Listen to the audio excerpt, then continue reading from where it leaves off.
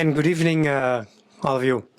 Yeah, I would like to share some of the things I learned in the last years about doing workshops and the mistakes I made there and what I learned from them to avoid those mistakes. But first things first, what is on the agenda today? I will give a small introduction about myself and what I'm doing and how I got here. The problems you might encounter when doing workshops and having meetings, the mistakes I made, like I already said, and the solution I found during my personal career, but also during some courses I followed recently, and some of the techniques I learned there, which can help us giving good workshops. So the introduction, who am I? I'm Maarten Hazebroek. I was, like Annie said, a UX Beers volunteer for 2 or 3 years. And I already am a participant or a community member since the early days. So I think I was one of the 6 or 7 first ones at UX Beers. So I love be here. But it's not possible for me anymore to be here on Tuesday evenings, and the reason why I'll explain later. I am a service designer, I'm a workshop facilitator, and I'm a freelancer, and currently available for extra work. But beside that freelance, I also teach at Hogeschool Gent at Artevelde, where I tell students everything about workshopping, everything about UX, everything about design thinking. So that's already a big chunk of my time. And what I do there, and that's a small bridge to what I'm going to tell later, it's the Experience Architect course. It's a course we give at Artevelde. It's a postgraduate course, which is held every Tuesday evening. It's a course of 30 weeks, which starts the 3rd of October this year, and there are still spots available. So if you have any questions about that, feel free to reach out and come to me and I can explain all about it. It's a mix of tech, design and business. We have a collaboration ongoing for 5 years now with 3 agencies in Ghent, being Springbok, which used to be Duke and Grace, In the Pocket and Leap Forward. Of course, I don't have to tell you that it's a future-proof profile and it's a very potential skill that you learn there. And it's made for working professionals, and that's why it's every Tuesday evening, and that's why I'm not able to attend the UX Beers, which happen also on a Tuesday evening.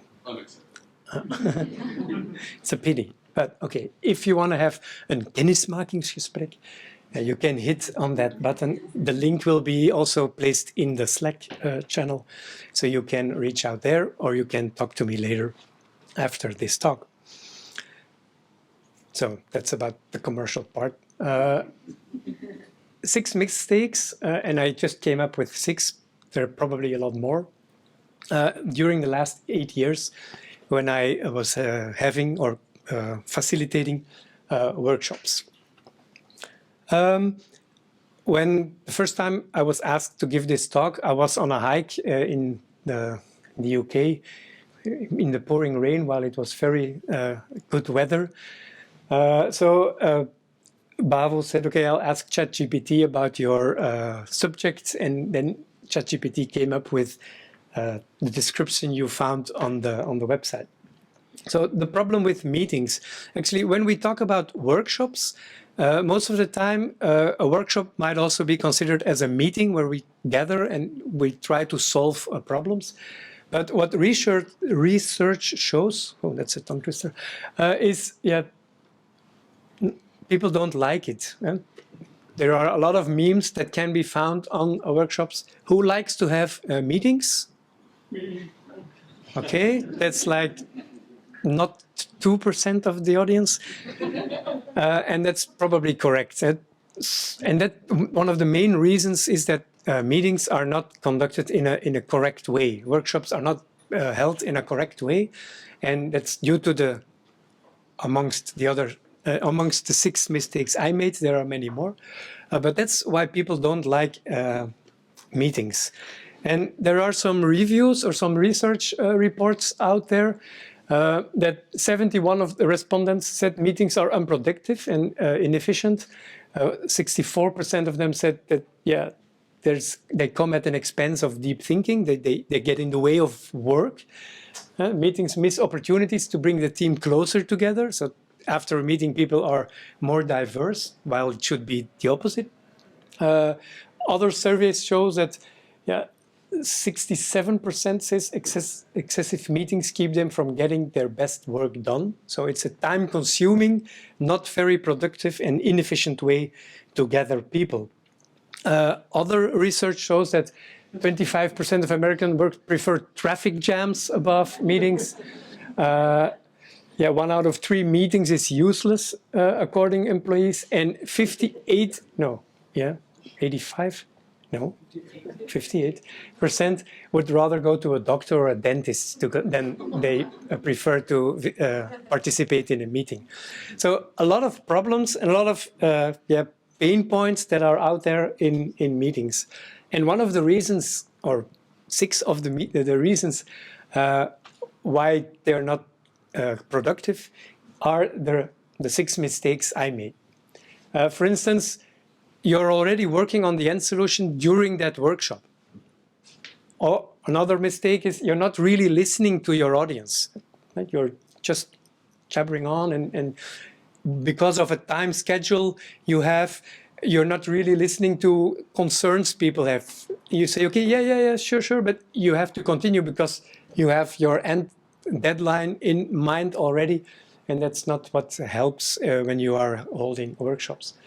You're not communicating the agenda to the participants, or you're communicating the agenda way too early while it's not complete, and people start already presuming some of the things you're going to do, but then because you send it too early, it changed, and then it's not according to the first agenda you sent, and a lot of miscommunication and misinterpretation might happen there. You're not keeping time. Also very important that you know if you have a 2-hour meeting, try to keep it in that 2 hours and not 2.5. Not knowing your participants enough. That's also a very important thing I learned during the last years, is if you don't know the sometimes hidden agenda of your participants, it might jeopardize the end role of the end conclusion of your workshop. And also, and a little bit in line with the keeping time part, is adding too much exercises in your workshop. Because in the beginning you're asked, okay. Oh, okay. Hey, you're asked to do a workshop, so you want to do a lot of exercises there, and I want to do this, and I want to do that, and I heard about a workshop there, and I participated in another workshop, which was a very cool exercise, and I stuffed that into as well, and then it becomes so crowded that nobody knows exactly what's going on anymore, and you're not keeping your time, and people are really exhausted after your workshop, and the energy level is plumbing. So that's just 6 of the probably more mistakes I made in the last 8 years. So a solution. There are a lot of books out there, like game storming, map journey mapping, the sprint. Probably we all know the sprint design book from Jake Knapp. So there are a lot of books out there. I read some of them, partially, completely, but there is so much out there that it became difficult to know what information should I keep and what information can I drop. So then I started looking around, and I came up to this workshop or master class from AG and Smart, and I followed that course. And one of the first things when you follow that course is they say, okay, we give you a book, Facilitation Fundamentals Workbook, but you're not going to learn anything new. So everything we tell can already be found in books. So there is nothing revolutionary there.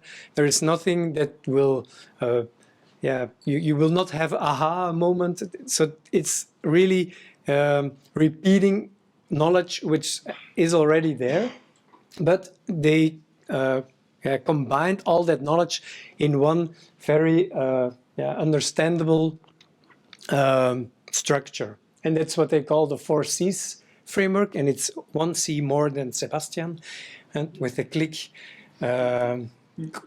call connect. And so there's 4Cs. It's collect, choose, create, and commit. And it's a little bit similar like we do with the double diamond in design thinking.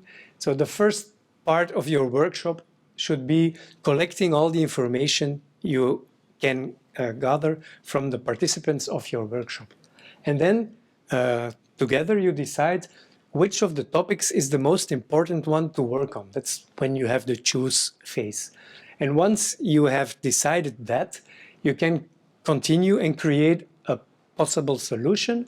And once you have defined that together with the participants of the workshop, you can start commit on the next steps. And following those 4 steps gives structure in workshops and helps people understand why you do a workshop. If you do that in a sort of layout, the first part is a preparation, and I'll come back to that later.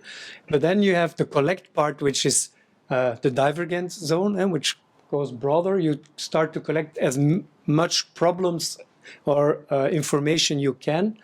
You choose, and once you choose, you start creating. And you also have to explain to all your participants of that workshop that from choosing to creating, it always becomes a little bit messy. It's not clear in the beginning. But if you tell that from the start to your participants that it might be confusing, that it might be a bit chaotic, that it's part of the process, you can help them through it and help them to get to the next phase, which is the commit phase.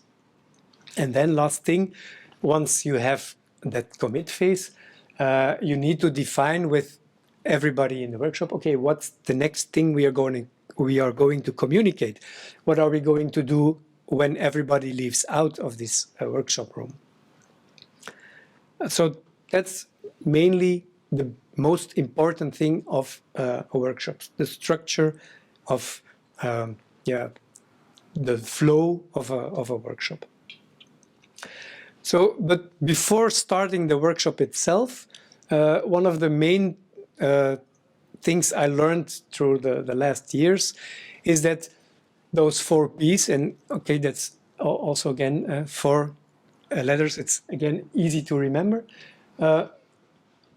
Always be sure what the purpose of your workshop is and communicate that with all participants or with the stakeholders that want you to have that workshop. Know the participants, what I already said, and try to groom your group as early as possible. So don't sit and wait until somebody says, okay, these are the 8 people you have to do the workshop with, and then start the workshop, but try to know them up front. Also important is take enough time to lay out the process. If you know the purpose and you know your participants, you can define, okay, what am I going to do during the workshop to get to the end goal? What kind of exercises am I going to do with the people to have the end goal of that workshop?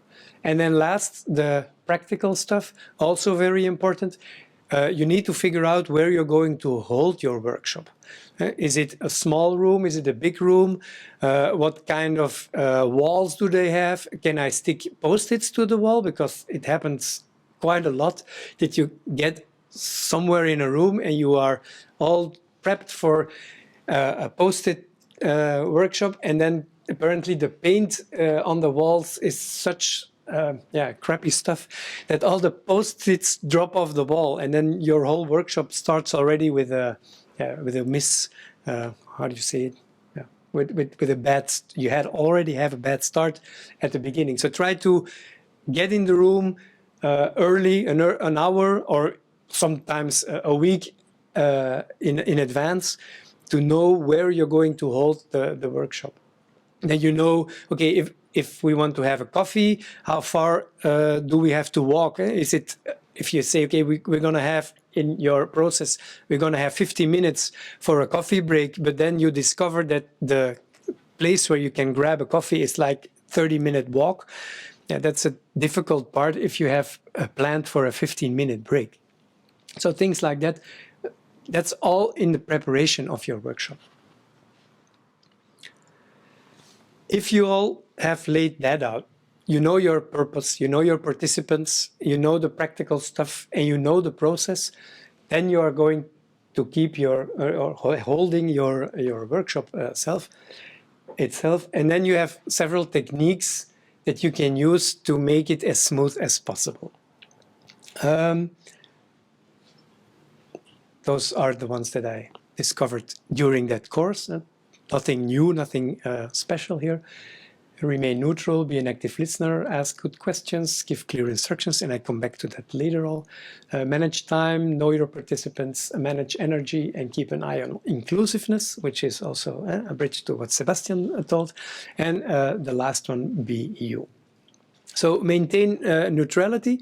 That was for me is still a very difficult one for me, because as a designer, as a service designer, and you get a solution or you get a problem ahead of you, you always want to start working on it.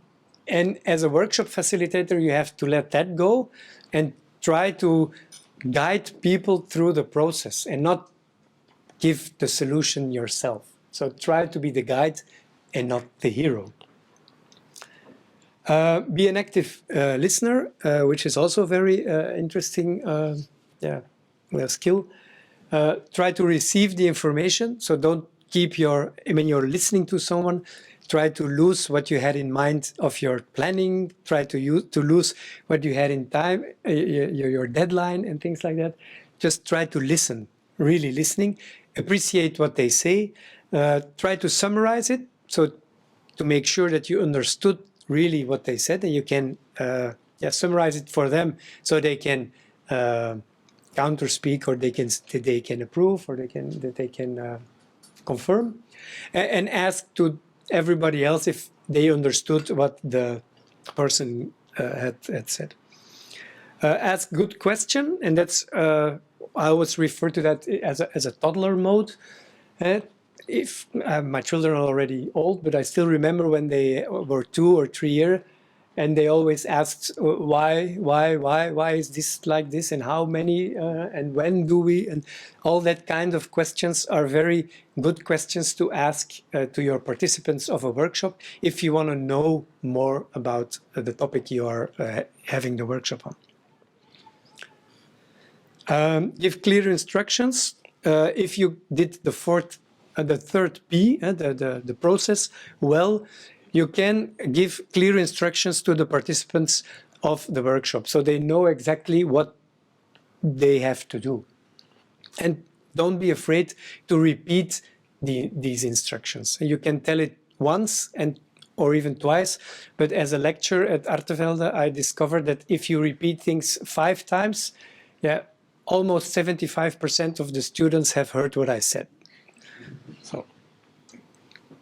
So manage time. Like I already said, one of the mistakes I made, give the agenda up front, time box really everything. So if you have laid out your process, try to time box every 3 minutes or even every minute of the 2 hours you have, and make it visual, which is also very good. Use a clock, a timer. You say, okay, we have an exercise for the next 10 minutes. We're going to think individually about this topic and write everything down on a post-it. And you have 10 minutes starting now. And then you show the 10-minute clock ticking time away. It might sound very childish, but it helps people to keep their focus, which becomes more and more a problem. Keeping focus is for most of the people more and more a challenge.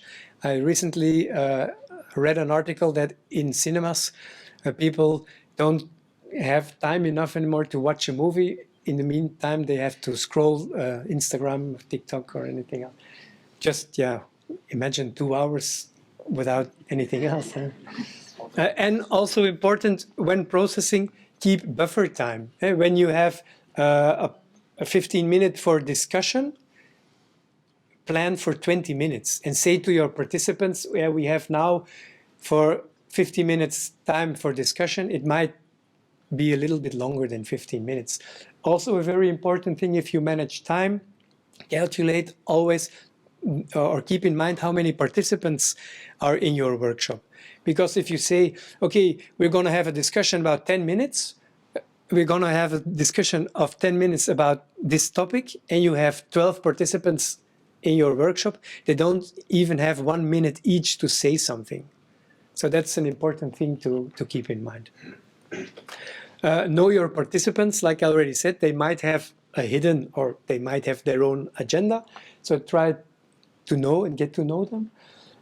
Try to talk with participants before you actually have the workshop. That's sometimes a challenge because companies who hire me for workshops don't tend to provide that time. Use a parking lot. If does everybody knows what the parking lot means in workshops? So it's a place where you can say, okay, great response. I like that idea, but we're not going to talk about that now. We're going to stick it to a parking lot and we come back to that later if we have time and budget. And also learn how to deal with challenging participants. And that's the only thing I'm going to say about this because that's probably a whole talk on its own. Manage energy. Energy is not an endless well. It's not like everybody has it all the time, like 100% full. So share your expectations and goals at the start so people know to what they are working to. That's always very good motivation to keep people on track. Give the full agenda right from the start and repeat. You can say, yeah, send it by email so everybody knows it.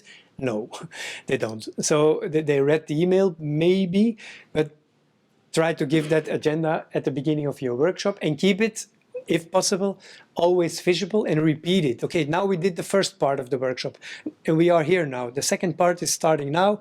3 things to go. And then, and an important one as well is don't take time, but give it back. If you have a 2-hour workshop, ask for a 3-hour workshop to plan. And then they have a 3-hour workshop in their agenda. And after 2 hours, you can say, okay, we're already there. Good work. And now you can check your email. And they're like, wow, I've won 1 hour. So that's a good thing to and that's use energizers. And that's for me a very difficult one because the thing I found very difficult, and it looks a little bit playful, and I'm not such a playful person. So try to get up and sit down or start moving around or give a handshake. I'm not like that, but it might help. But it might help to get the energy flowing again. And use the entire room, also an interest in... And that's a little bridge to what Sebastian said, so I'm going to keep it, try to be inclusive. If you are holding workshops, when you're grooming your workshop participants, try to get people in that are not similar like yourself, or that you are a little bit, that you have the diversity inside your workshop. Set ground rules and expectations that you know what kind of behavior is tolerated and what kind of behavior will not be tolerated, things like that. Manage interruptions, build the agenda together. It's also a great way to build inclusiveness. And provide different ways to participate. That's something I still, I don't do enough myself, but in many, many ways, it's like, okay, we all take a pen, use a Post-it and write down your IDs. But that's not that easy for everybody. So we need to think about other ways how to participate their ideas. Maybe some people might prefer that they can share it with me and I'll write it down and then we stick it to the wall. So those different kinds of asking information from participants might be an interesting way to do. And the last thing, be you. Don't play a role. Like I said, if you're not the playful person, don't try to mimic it, or don't try to do something which doesn't feel comfortable for you. So be you, be authentic, and then your workshop will be a great success. That's about it. Thank you.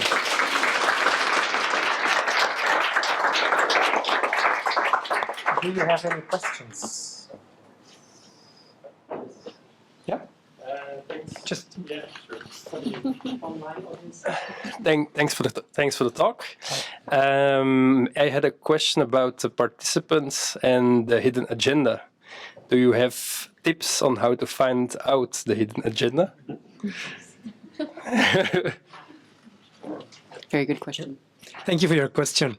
That's indeed a good question, because those are things you probably don't get to know when you are a freelance workshop facilitator and you get in for a workshop for only 2 days. But if you are a little bit more familiar with a company and you work longer for a specific company, then you know what kind of managers are aware of that kind of information, and you can ask them. And use the people you know in the organization to get to know those extra agendas.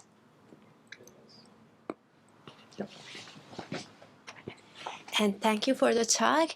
I wanted to ask a question related to the inclusion. So it's maybe for both. Yeah, sometimes in the workshops, some people might try to have the participants, the ones who are in the target group of a brand or so. But of course, it's important to have the participants have the workshops as inclusive as possible. So how do you see that? So inclusion is a big word. So we have really different people, different users with disability, with different types of disability, for different backgrounds, and so how you see that and how you try to involve different people. Okay. Yeah. Thank you. So if I may summarize, the question is how you make sure that if you include some people with disabilities in your workshop, how you make sure that the outcome of the workshop will keep them in mind. That correct? So if I want to summarize that, I think it's basically two questions. So one of them is about the target group, and sometimes maybe for a brand, they are really focusing on really small a small sort of people. But how do you involve, how do you make it inclusive? And the second question is that, inclusion is a big word. Do you see it as like disabled people or the people from different backgrounds and whatever? And how do you make sure that it is really inclusive? You are involving each type of, inclusive. Do you want to answer first? You can do it first. Okay. No problem.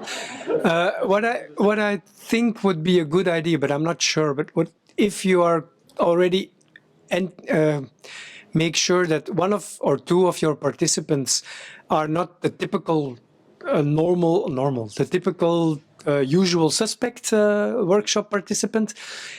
The awareness of the fact that it's not the same usual suspects will already be raised by the other participants, and it will already help to make that broaden up their view, I suppose. But I think we're still at the beginning of it, and there is still a lot of work to do there. Because if I look around in the workshops, what I'm holding, it's people like us, actually. And it's, I don't think it's diverse enough. If I can relate to what Sebastian says, I never had a workshop yet, I think. Maybe one, but where people with less digital skills are participating. Yeah, and that might be an issue. A couple ways to get new types of voices in the room. Either they don't even need to be the target audience or the customers, but if you're dealing with a group that maybe your stakeholders aren't aware of, you can bring in an ambassador for that group. I did a workshop once where I brought in a woman who had started it started as a nonprofit, and now it was a business called Black Girl Gamers that was specifically about, Black women gamers. And obviously she was an expert on that. And so I just invited her to give like a half-hour talk on what she did to brief people in the room. Another great technique that you mentioned actually is allowing different types of input. I feel like it's a really common one, but it's just starting with silent post-it work, and then each person has some time to silently reflect on what they want to talk about, and then they present each of their post-its. You can also ask people to do homework beforehand and bring in prepared statements or things like that. Especially helps with introverts or people who don't feel comfortable speaking up in front of a crowd. And then the third is be very careful about whose boss you invite and that dynamic, because a lot of people will hold back if their boss is in the room, or they'll either hold back or they'll like showboats and disrupt things and be a general jerk. So those are some of my techniques. Great, thank you. That when you imagine that when I set up a workshop and I first meet a client and I'm like go over the agenda and talk about, I'm immediately pressing for who's in this workshop, what type of profiles that is going to be, and are all of them named Bavo and Sophie, or are we going to put diversity in? Like, I really just challenge a client. You don't always win, but at the very least you let it be known and you plant the seed if you don't win. I'm going to hand it off to there. I have some few more points to add. I think it's also important to not overthink inclusion. I mean, if you organize a workshop that takes place online, make sure that you use a video call software that supports subtitling. For instance, automatic subtitling is quite good, and it helps people who have hearing deficiency, for example. For analog workshops, I mean, try to keep the language in your materials as simple as possible so that it's understandable for everyone, and try to keep it also gender neutral, and to try to avoid words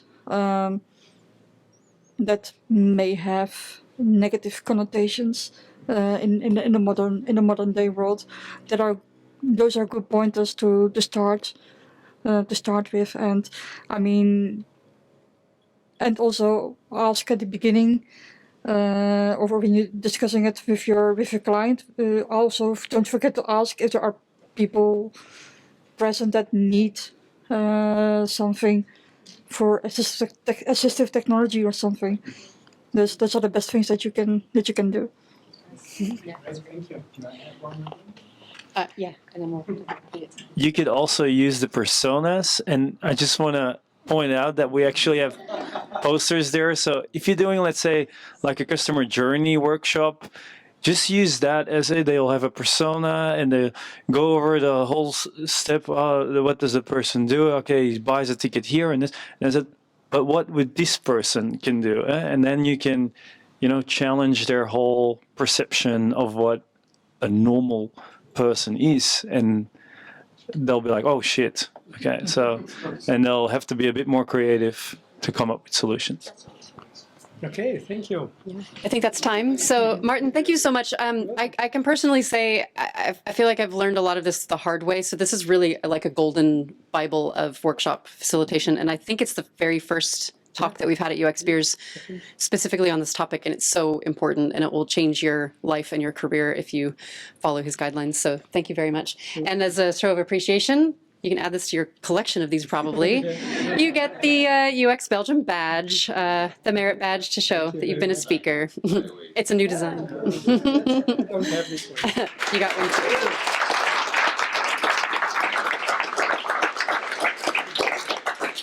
Thank you everyone for joining.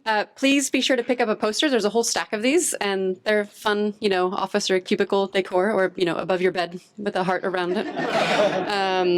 Take one of those with you. Thanks to both of our speakers. Thank you to ICAPS once again. Our next event is 26th of September at Springbok. Oh, there we go, in Mechelen. Excellent. Is it at the church yet? No, not in the church yet. no. Okay, not at the church yet, but still great office. So hopefully we'll see you there. And like I said, we'll have some special treats for the Smashing Conference to get you ready for that. And again, check on Slack if you want a 10% discount to those to that conference. Thanks. I think that's everything.